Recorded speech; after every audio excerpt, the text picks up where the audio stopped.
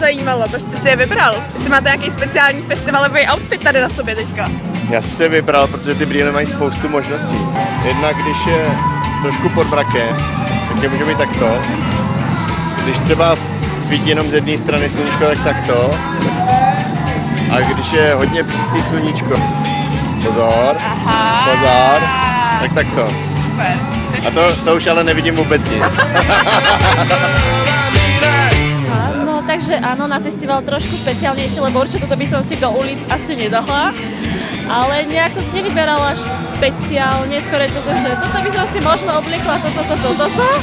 Je teplo, tak som sa snažila obliecť čo najmenej. A mám taký pocit, že mám trochu väčšie brucho, tak som si dala také kraťasky, čo mi to brucho zakryjú.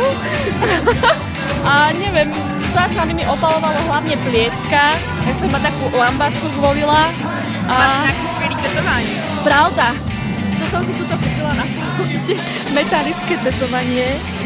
Veľmi pekné, to je teraz taký iný šiemný, že?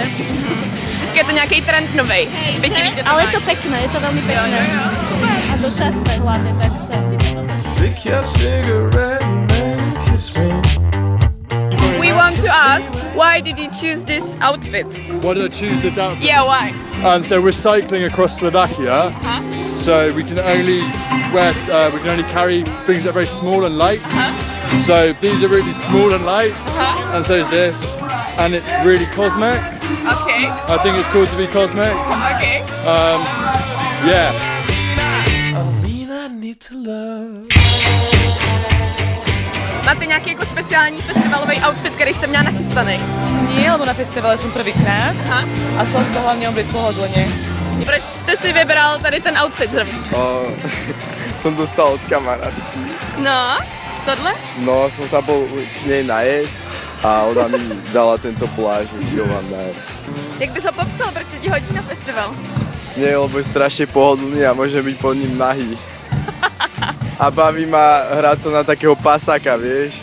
Jak? No lebo na festivale to nie sú žiadne úrady, vieš? Niečo tu není také, že by si sa musela nahodiť akože formálne, alebo čo. Iba ideš na pohodu, tak sa oblečeš v pohode. Čau.